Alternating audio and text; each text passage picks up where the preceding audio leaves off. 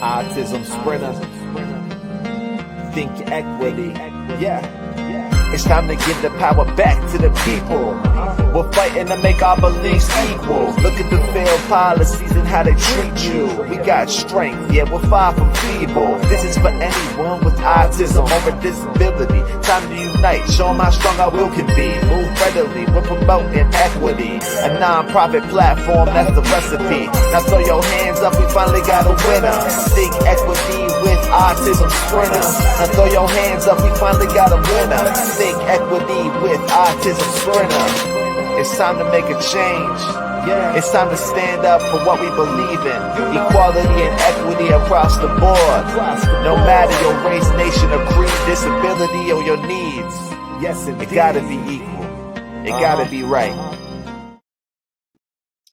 What's up, everyone? I hope everyone's having a good day. So listen. The guest we're going to have today is the true definition of a mom advocate. She is a community agitator. Listen, she wears every hat that defines activism and advocate from a parent's standpoint. She understands systems.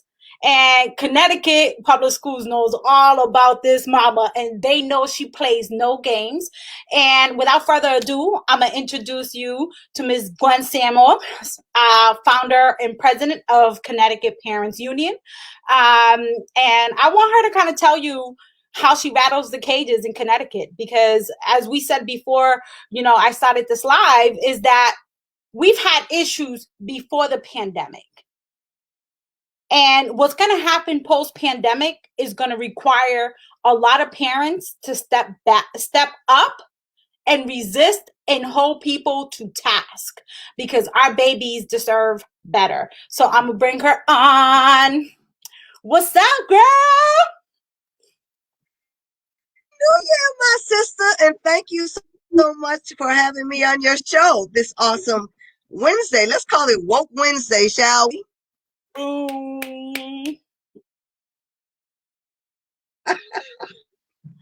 So sis, tell me, introduce That's right. yourself. We're about to have some chance. That's right. Real talk. So introduce yourself, tell us what you do, and tell us a little bit about your org. Okay, so first and foremost, my name is Gwen Samuel, and I am a mom. I wear that mom badge with a badge of honor. You don't have no, up times and low times. Being a parent, there is no golden manual. There's no secret genie in the bottle. It's us doing our best on behalf of our children. And I'm the founder and the president of the Connecticut Parents Union. We founded in 2011, actually January 14th, 2011 is when we were founded, and tomorrow will be our 10th year anniversary. So shout out to and allies who sit in with us, even when every day we want to throw in the time, because we're that are fearless, but that doesn't mean you don't get weary. And I would leave one as I begin on this journey, tell you a little bit more about what I do. I will say, if you are a mom advocate or a parent leader and you have children, one thing I've learned on this journey is include your family in the conversation. If I could have some do-overs, is to help my children understand the journey I was about to take. But on the flip side of that, I didn't know the journey that I was going to take, because I didn't know that education politics was this ugly, this partisan, this political. And I'm like, how is it this political with other people's children? Do right by children, period. I don't understand if that's a Dem thing, a Republican thing, an independent thing. How about it be the right thing to do? How about we start there? And it's important for parents as we talk about this pandemic. When it occurred in March of 2020, the globe was taken by surprise, right? So we get the trial that they are still at home. They also have access to constitutional right to their educational services, which we have seen in totality. So let us be clear. A lot of our children are still not being served. We're talking about millions across this country. In many of our states, we know children, we're talking in the thousands, that have fallen off the grid because for whatever reason they can't log into remote learning. The schools are not opening back up. And then all of a sudden, then you want to weaponize child welfare when we don't. You can't have it both ways. We don't have the resources to effectively educate our children remotely at home, and then you're not opening the schools, then don't come calling the sanctioned child welfare office talking about we not on our game when the system is not on its game. See, and I don't know why we're getting all shocked, like, oh, the districts are having trouble reaching parents. Well, newsflash, before the pandemic, you were still having the same trouble. And you know Quick what? to say black and brown parents, they have to reach. And you, it's I'm happy you said that, because when all the budget cuts were happening, right? Guess what happens? And we know this. This is typically the typical trend. So when they did budget cuts, at least here in my community and in my district, they let go our parent engagement office. So as you're talking about communicating with parents, how y'all communicating with parents when we lost a whole department that's supposed to communicate with parents? So who in a school district is now tasked with communicating with parents? And how are they doing that? Are they wearing 10 hats in one row? Like, come on, like, let's keep it real here.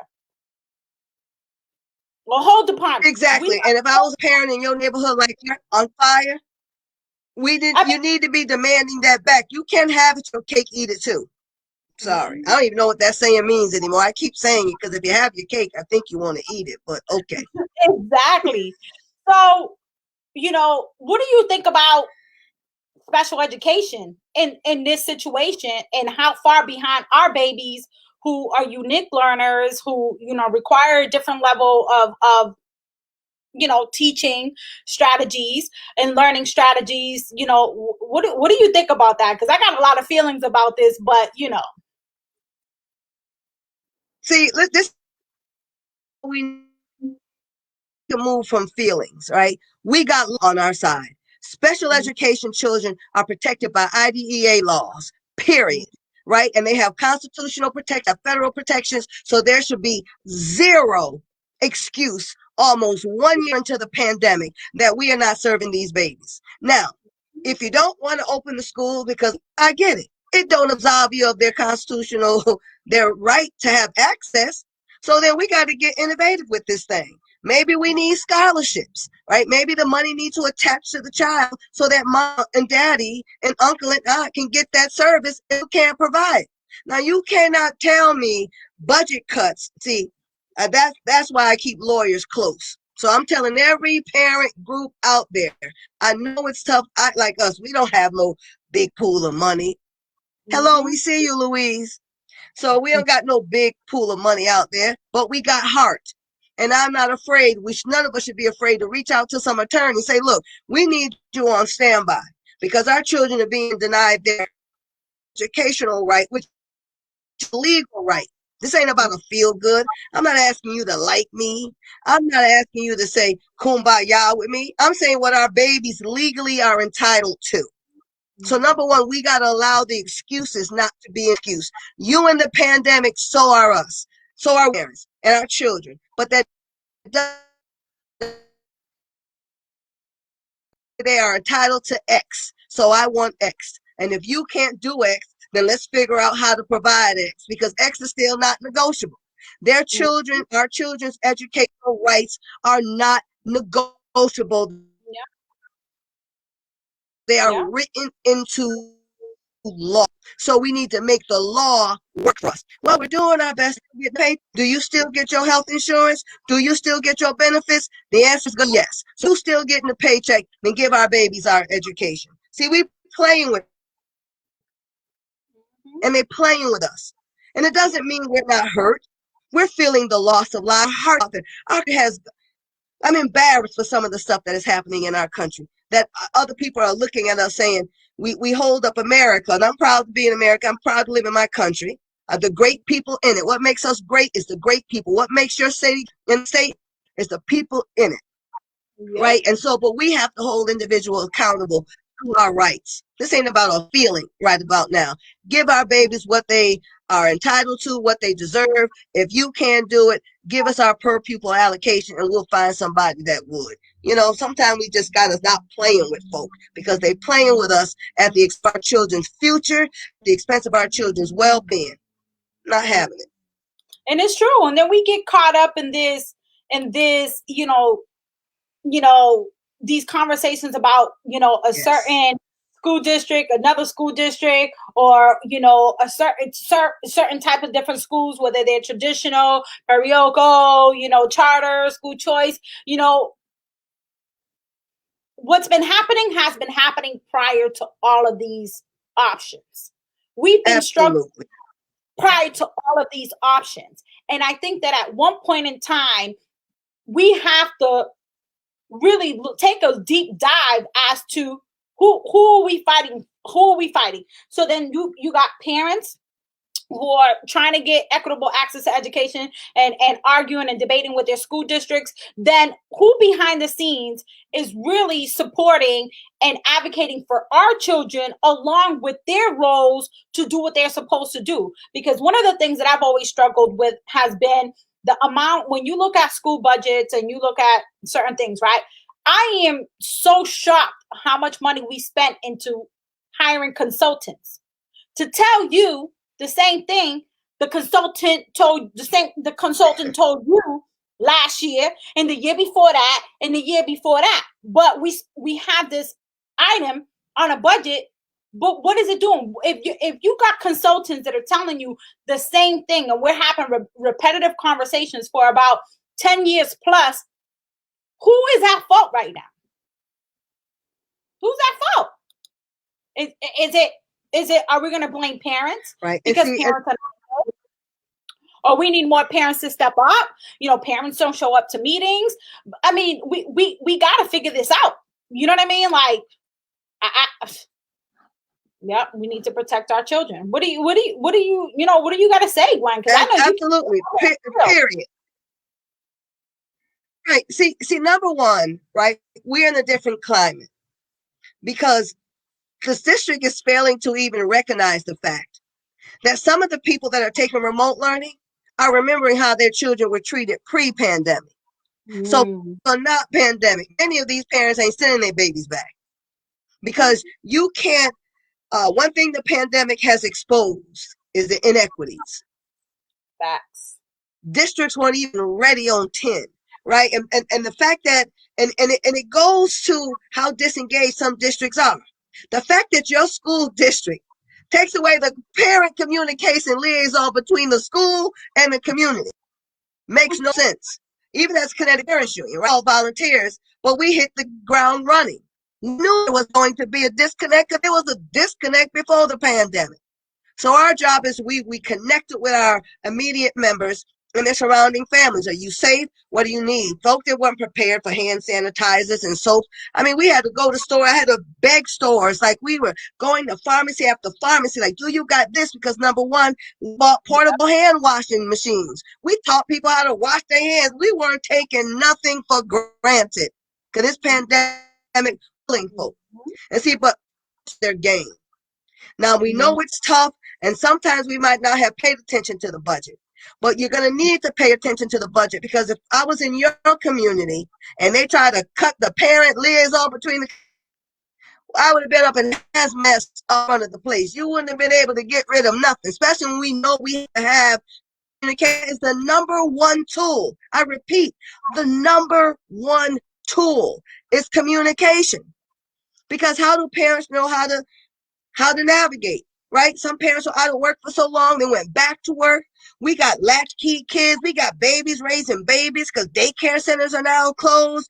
We got parents who were middle class are doing well. Now they have closed their family businesses. And then we haven't even touched evictions where we have federal evictions on hold, moratoriums. But those moratoriums are coming to an end. So I mean, we will have a massive eviction crisis. Think about this. If we don't get a handle on those evictions and how families are doing, that's why if you are a parent agency, if you are a agency that works with families, check in with those families, because when that moratorium is over and landlords, and I get it, they struggling too, right? So they need the rent to maintain their properties. They need the rent to pay for sewage and water and insurance and all those things that kept you safe in your apartment. But those evictions are coming. The CDC has an eviction moratorium up to January 31st.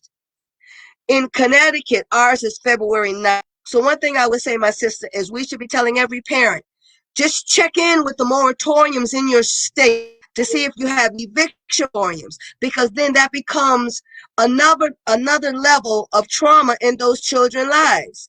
Because And if they don't have a stable home, they're not going to be checking in for remote.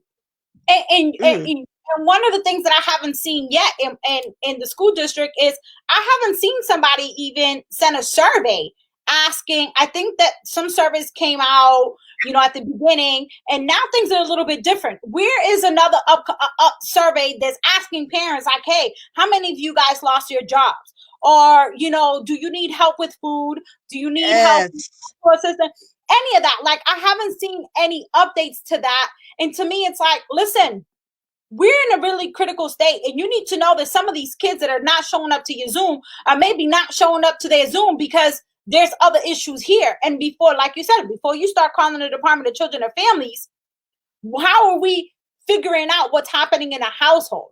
So where are we even addressing or tackling that school districts can no longer operate in silos as a siloed entity in a community? Exactly. School buildings are literally the heart operating in silos of a community. And that's what the school districts don't understand. Your school districts and your schools are the heart and soul of your community. They define the future of the children in your community in hopes that they are going to be the next politicians, the next school committee members, the next teachers in your school district. And how are we working to address that? And how do we, to me, and one thing I will. Go ahead. Right. But see, that's where partnerships come. One thing I will say about my state district, because that's why it's important to build relationships. See, I built straight relationships to the pipe. I had to go to 10 people to get one piece of information. And one thing every school district should be doing, and very intentional strategic partnerships with community leaders, community agencies, right? Because if they're not communicating, you're going to now put trauma on top of the children, on top of a pandemic trauma, on top of the trauma of maybe a household losing its job or small business or now unemployed. If you're not communicating, because now you want to come in and say, okay, we got to remove your kids because now you're about to be evicted and you don't have a place where these babies are going to be going. And they remove your children if you are evicted, if you can't show you have a steady place. So parents, I know it gets overwhelming, right? Welcome to parenthood. Check now if you know you got that quit notice, a motion to quit. If you know that your landlord said, look, I am going to be evicting you. I am sorry. I wish I can help you. I cannot afford to let you stay here any more months. You have to be proactive now, because it's not just you that will be. Yeah. And stop putting those systems in place now. Your children. And children can be removed from your home. You don't have a stable place for them. Yeah, partnerships matter. See, that's why I get confused with all of this district. We're trying. I don't know where your children are. You know where those kids are when you want that per pupil allocation. You need X amount of dollars to educate X amount of children. It's mighty funny you can find us when it's time for you to get money in your budget, but you can't find us when it's time to do right by our children. Now, we're not about to play those games, and they're playing it. And the communication to me. So that's why I say not just about parents' power. It's about parents in power by virtue of your baby. Your baby ain't wake up night saying, my stomach hurt, call the principal. That's not what they said. Mommy, daddy is who they call. So that means you are the first responder in your child's life. And that don't mean it's easy, but we got to do better. we cannot negotiate when it comes to their well-being, and we should negotiating when it comes to their education. Your baby's entitled to one. Make sure they get it. Talk to lawyers, or be prepared to file complaints. And in the meantime, ask for your money to follow your baby so you can get services. Yeah, it's true. You see, and that's the thing. Just keeping it real. We are in tough. We can thrive in this pandemic. Right now, we keep saying we're surviving. There is a way to thrive because we've been in it long enough to know how to adapt. Yes, it hurts, but our children are depending on us to make informed and responsible decisions on their behalf. Can't play. Yes, mom advocate. I love that term, mom advocate. I'm like, is that how you say it, mom? I know mom advocate. Mom, what's but I love that you say that because we had Christina Lasser on yesterday, and we were talking about how it's important for parents to strategize, right? And you've done that in Connecticut. You've been able to build a solid team of parents that you guys handle y'all business with when it comes to like, oh no, we're not playing no games, and this is what we're coming to the table with, and how you're gonna meet us halfway. So tell us a little bit about why it's so important for parents to really like, and you keep hitting on it about staying informed, understanding what's going on around you, and don't fall for the okie doke.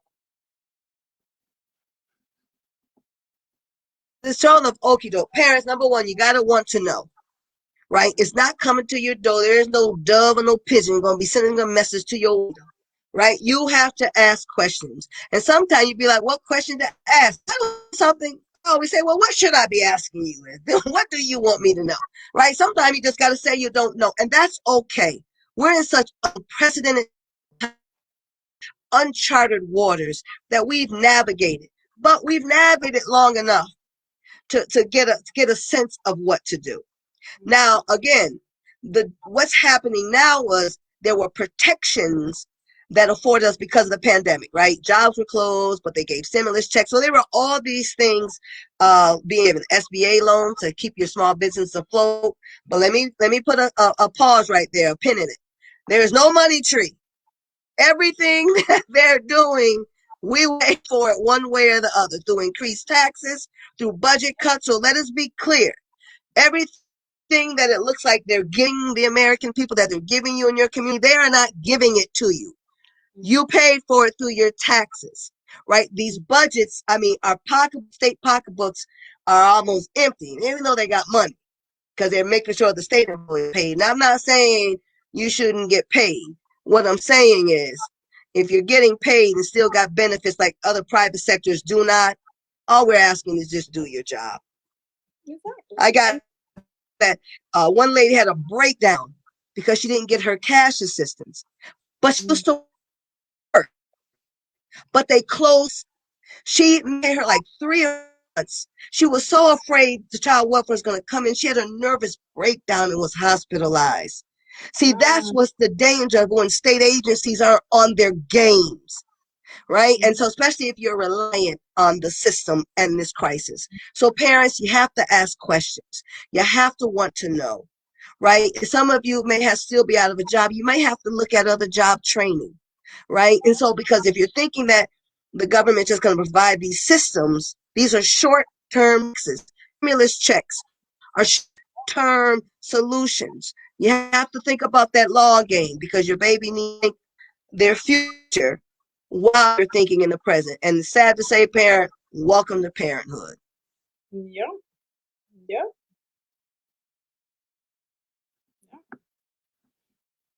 Are there any questions from so are there any I'm sorry, you're kind of breaking up. I lost you a little bit. I know, I lost you too. I'm like, hey girl. No, I mean, it's we're just talking. I think that it's important to identify the parents. Good. They'll catch up. I hope it'll catch us later. I know, right? Identifying that, again, these systems are all designed for short term, right? So we got a lot of families who, I mean, the reality is that the government has showed us we can't rely on them. We can't rely on them. We're going to starve and lose our homes, right? Waiting on them to go sit behind the scenes. Yes, it's very serious out here, ladies and gentlemen. Right? It's horrible. And And I always say to parents, when I always meet parents who reach out to me asking for help, and it's, remember, you own your power. You own that space when you go into it. Yes. Don't let nobody tell you That's it. what they think that they want to tell you about your child, right? Yes, we have to work in partnership, but it's okay to agree and disagree. And it's okay. And you shouldn't be labeled as a troublemaker parent, problematic parent, because that's another thing that I hear a lot about parents. That some parents are afraid to step up and kind of challenge the school system because they're afraid for repercussions, right? And so I live in a smaller community, and what I will tell you this, as a parent activist and as a parent advocate, it is harder for me to, get more parents involved because the political climate in my community is That's very right. interesting, to say the least, right? And when you have so many pockets of some people who kind of run and operate, a certain way, it's hard to challenge the political landscape when there's a lot of you're afraid to do so. So the fear is real. So right. So we're not even going to trivialize the fear of retaliation. Mm-hmm. But on the flip side of that is your baby's still trusting you to do right. Right. So there are times I tell you I don't be afraid out here. I'll be lying to you. If I don't tell you at night, I cry at night, and sometimes multiple nights. Yes. Will they come for you? Yes. Right. And so that's why sometimes people are looking for lots of something. I would focus on how we've been able to stay successful. There are days when we first launched, we had over 1,000 members. I just could not believe it. And then in the middle of the year, we got to several hundred. And then as years went on, so then I've learned how to strategically work with families. People will rise up for issues that, relate to them. Mm-hmm. Support group, I call them my rapid response. Those are your core moms and dad who, when you call them, they drop everything because they know it's an urgent issue, right? Mm-hmm. And part of this morale, parents are feeling defeated right now. Parents felt defeated in many cases before the pandemic, right? So part of being a parent leader is encouragement. My strength is encouragement. My strength is able to work across aisles. I'll tell a joke and mean what I say when I say I'm coming for you if you're hurting another child, right? I can break bread with you and still come for you because they're two separate things. There's the law, there's the issue, and then there are kumbaya moments. I just don't got time for the kumbaya moments. You need them though, because they to heal, to help people heal. So I lead those to those groups. I say, look, march, do your thing. Call me when it's time for the rubber hit the road. Because once you finish marching, what did you ask for? You had to ask for something. You went through all the marching, went and block roads and block highways. Did you ask for anything while you were blocking the highway? Because once you finished blocking the highway, if you didn't have an ask, all you did was block the highway. Right? And that's why they're not even worried about parents advocating, their advocacy. Because because we're emotional. We love our kids, right? So we're emotions, right? But then you have to put what is the issue you're challenging? Is it a law? Does the law need to be reformed? Right? What is the policy that allows them to do X? Because then we might have to go after the policy, right? And it's doable. When we in Connecticut Parents Union, we formed, like I said, it'll be 10 years tomorrow. We didn't even get a chance to get wet. We didn't even have a nickel. We didn't even get foundation. The cement wasn't dry on the foundation. When the first issue came to our table was the arrest of parents, where parents in Connecticut can face up to 20 years. 20 years. Murderers don't even get that. But they'll give that. Rapists don't even get that. But they'll give a parent that if you put it in a different school. And that was the first issue we came out. That's how we met Kelly Williams Ballar of Ohio. When we learned of her story, we had about being arrested and losing her dad in prison, right? So that story wasn't new. We just knew that it couldn't be an emotional fight. We had to change the law that was allowing that. It took us 2 years, but in 2013, and there were times I was the only parent in the room. Yeah. Not that other parents didn't want to come and show up, but the Capitol was far here, and to get there was different. So there were times the only parent. But we were consistent in our fight. We were consistent in saying we will see you in court because this is wrong. You can't have failing schools, have a compulsory education law that forces us, legally forces us to put our children in the school, regardless if it's safe, regardless if it's high quality, regardless if it don't have asbestos, if it got PPS, it could be anything, but you'll make us go to the neighborhood school regardless of its condition. And if we choose elsewhere, you're going to arrest us. So they stopped the felony arrest of parents. And so that's something that should be happening across this country, because I'm tired of the system telling us, well, ma'am, Miss Samuel, I'm tired. My hands are tied. I can't do right by your baby because your hands is tied. Well, let me untie your hands with a new law and also make sure you ain't got a job, because you need to do right, period, by these children. There should be never an excuse to allow a child harm saying that the law made me do it. Lynching used to be the law. We don't do that, but would you lynch if it did say lynching? Get out of here. And forgive me for sounding all off, but some of these things don't make no sense. And we got children committing suicide. We got families just walking away from their kids and leaving them on porches. All these old crazy things happening because of all these crazy laws that just seem to protect people who harm children, but don't protect children. So I say, you ain't got to do right by my child. I will. But make no mistake about it, you won't have a problem though. And they gotta, and that's the attitude that we have to have, right? It's like kind of like what you said, we can break bread, but that doesn't mean that I'm not gonna hold you accountable. And that and that's where parents gotta understand, listen, these are your children. You're a taxpaying citizen. You know, you live in the community, you're contributing some shape, some form, however you contribute to. Right. So you have a responsibility, as they will hold you, like you said, they will hold us accountable if we're not feeding and clothing our children, if we're not providing a roof over our heads, over our children's head. They have the right to file with the Department of Children's and Families here in Massachusetts. And alongside, now we have laws here, maybe in Connecticut, the same thing is that if your child is missing school, is truant, they can file, a child in need of services, right? So they, your child has to. Child neglect, and they will be at the door. I know how many Connecticut Parents Union, we're on family with child welfare, because one of my family members got in trouble. Come to find out, the area didn't have towers, remote learning, and she didn't even have a computer. But if you just talk to her, but you want to go ahead and call the DCF and the police and everything, when these were circumstances beyond her control, she didn't bring the pandemic in, and she sure didn't build the towers that are needed for the internet service. So some of these things, that's why communication is key. And I hope my sister tomorrow, that couple of parents, I hope that parent liaison part of your school, I hope it's back in play. Is it back in, has that position been filled again for that position? We've been asking, trying to work in your school. We're waiting. About the parent liaison that connects. No, I haven't heard anything. I know that there's someone that they have in place who helps communicate. Well, there needs to be a demand of that. So listen, when I'm telling you, my community is interesting to say the least, and it's the conversation has more to do with our political climate, and this is kind of the stuff that we have to talk about. Right.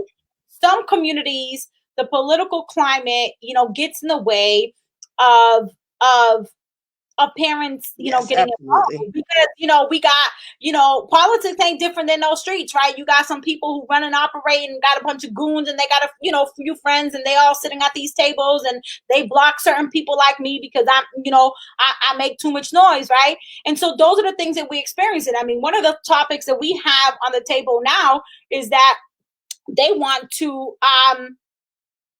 appoint school committee members versus having school committee members get elected by the people, right? And I'm sitting here like, oh no, when they start having this conversation, cold red. That's called cold red right there. That's a cold red moment right there. I'm so glad you're here, right? Because I try to tell parents, right? And I tell parents, listen, it's hard. Like you said, I'm always one of very few parents that are involved or whatever. And when I'm telling you, I've been crucified, Facebook and Facebook groups and all these amazing things in the community, but I don't give up, because I'm not going to get scared of oppressive, the oppressive agenda. That's just not going to happen with me. And so that's one of the things that are on the table. And my thing is that, so who's going to appoint these school committee members? Who are they aligned with? That just sounds scary. Right? And Look, I said this on social media, I'm like, parents, what's up? What are we going to do about that? This is problematic. So is it going to be but how is it going to be put on your ballot for voting, or like for the public to vote on it? Will it be a referendum? Like, that's yes. For this event coming up. It would have okay, to be, well then guess what that means, parents of Massachusetts community. Y'all better be on your game right now. That's the reason why. Think about that. Think about what you're saying about the political scape. Mm-hmm.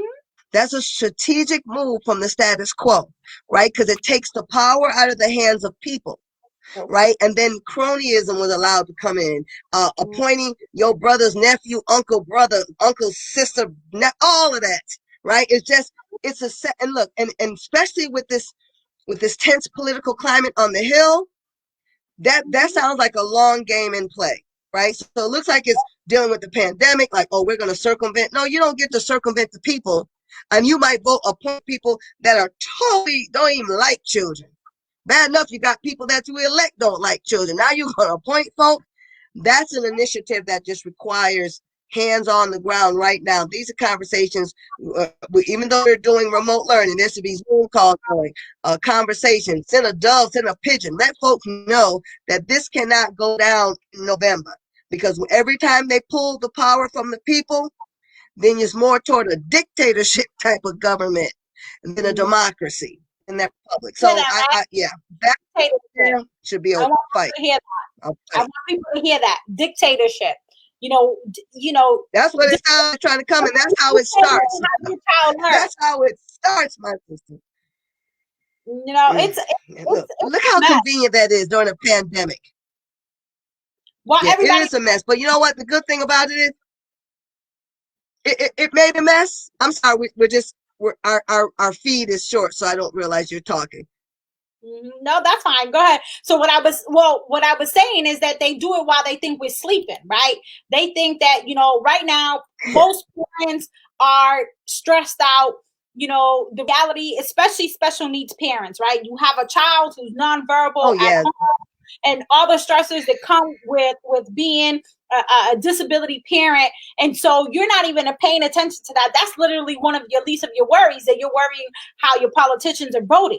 And what parents have to understand, you got to pay attention to the way that they're voting, because this voting is going to hurt the way we handle business, when it comes to decision making for your children. You know what I mean? Like, exactly. Yes, it definitely will. It definitely will. See, that's why we need to look at. So now we know we have a new U.S. secretary. We have a new administration coming in, right? Whenever there's a new administration, every parent should know. Then the guards change. You have a changing of the guards, right? So that means people that may be in your positions right now in your district may not be there tomorrow, right? So you need to be in the game of who's going to be replacing. Oh, this person is gone. They're going to be replacing because you have a new administration. New administration comes with new rules. And so we need to be controlling that space of who's in certain positions. Someone may be leaving someone from, just say, from the curriculum department of your school. Well, who you go hire, right? You might think it doesn't matter, but you want to know these things, right? So that we can have your appointment. That's why those appointments should definitely be paying attention to in Massachusetts, because the appointments takes the power out of the hands of the people, which means they'll control the hiring. You won't really have no say in it, and you don't want none of it. You just, parents got to have a hands-on relationship. And I will say this. We're quick to say, status quo says that, oh, we're partners. No, we're not. All things are not equal. We're not equal. Now, could we build those relationships toward a sustainable partnerships? Absolutely. But I want every parent to know, as much as you want your educator to be a partner, as much as you want the administrator, they are not, because all systems are not equal. You are not treated the same as an educator. You are not treated the same as a principal, because they'll have more say than you about your own child. And that's the compulsory law set. So I would say to anyone, oh, we're partners. Well, then tell me how it's equal. It's not. But you can build those relationships that can lead. to the Tell me partnership. how I helped you build Yeah. this policy. Tell me how I helped you shape some of the new, the new Mhm. laws and parent engagement. Like, tell me we're partners, right? Identify partners, please. I'm being sarcastic, but Hello, because if we were partners, and think about it, if you were partners, you wouldn't have gotten rid of the parent liaison to the community. Parents would have been like, no, that don't even make any sense. So clearly you're not partners because y'all did that thing on your own, contrary to the pandemic and contrary to parents who need a communication, a stable line of communication. So what did your district do? Get rid of the communication person. You can't even make that up, right? That's the kind of stuff that horror pictures are made of. Can't you make? Mhm, mhm, mhm. So it's going on the hour. You can close us out. Tell us where to find you, what upcoming work you guys have going on in Connecticut. We have your information at the bottom. So if anybody wants to email you and, connect with you and also follow you, close us out and tell us, what's next on the agenda for Connecticut's Parents Union. All right. So first, thank you again, my sister, for allowing me this opportunity. I appreciate it. I would say, parents, no matter where you are across the country, we are in this together. We should be sharing our concerns. We should be sharing information, what's happening in your district, because more than likely you're not in it alone. And there are some things that are local, and there's some things that may be happen to happen on the state level, and there's some things that may have to happen on the federal level, depending on the issue. I'm on Facebook, Gwen Samuel, as an individual. I also have my brand, Real Talk Gwen Samuel. I'm very straightforward. Don't start nothing, won't be nothing. When it comes to our children, find us on Connecticut Parents Union. That's us on Facebook, and on Twitter, we're CT Parents Union. And understand it, parents, I can't emphasize it enough. I know we're afraid. I know we're trying to make it. I know we're struggling. But if you're in it for your children, who really is, right? Everyone is in survival mode with this pandemic. So if nobody else is in the game for your baby, you need to be in the game for your baby. And if a district is closed and not opening up and you're not getting your resources, start aligning yourself with could be some legal group, could be a group thinking about a lawsuit. Position yourself to always protect your baby first and foremost, especially if you have a special needs child, special education child. Across the country, millions of children have not been served like at all. In some cases, zero. Yeah. That is illegal. It is unconstitutional, and it violates your child's federal protections under IDE law, and as well as the law itself in your state. So we need to start, if we have to start thinking legal, let's start thinking legal. Because at the end of the day, you are your baby's first responder, and if you don't do it, who will? So it's an honor, it's a pleasure, and share your stories. Let's stay in contact wherever you are. And again, let's stay in contact with this awesome podcast, all right, with my sister handling her business. All right, woo! All right, baby. Love you. See you later. Love you. Everyone stay safe. Bye-bye. All right. Bye. All right, guys. So it was a pleasure talking to Gwen. Listen, this mom right here is a powerhouse, and I want to be just like her, and Autism Sprinter, the work that we do is all based on equity. We want to have uncomfortable conversations to create comfortable solutions that, we can try to meet each other halfway. We're never going to agree on everything, but it doesn't mean that, systemically, whether it's a school district, whether it's our children's providers, our legislators, that we have to have a conversation to ensure that we prioritize the education of our babies. And like I said before, our school systems are the heart and souls of our communities. And we need to ensure that we protect that so that we can build our students up with or without disabilities, and nurture more those that have, unique differences and learn a little differently, to ensure that they're part of the community. They have the same access as everyone else. And, with that being said, you guys, good night. I appreciate you. Looking forward to, more guests. We got a lot of powerhouse people coming on this session to kind of give totally different perspectives. this conversation about why it's important to be informed, engage, and how to advocate. And, there isn't a right way of, how to do things. It's about being strategic and making sure that you build your capacity and building your numbers to resist systems that are not designed and are not putting families first or children's first, right? So we know that post-pandemic is gonna be a lot more different. We have new administration coming into the White House, and some things are going to change. And again, parents, I see you back there, I see you in a corner, I see you on your phone, I see you, we see you, and just know that you are the most powerful person in any room, in any space. So with that being said, good night, mi gente. See you later.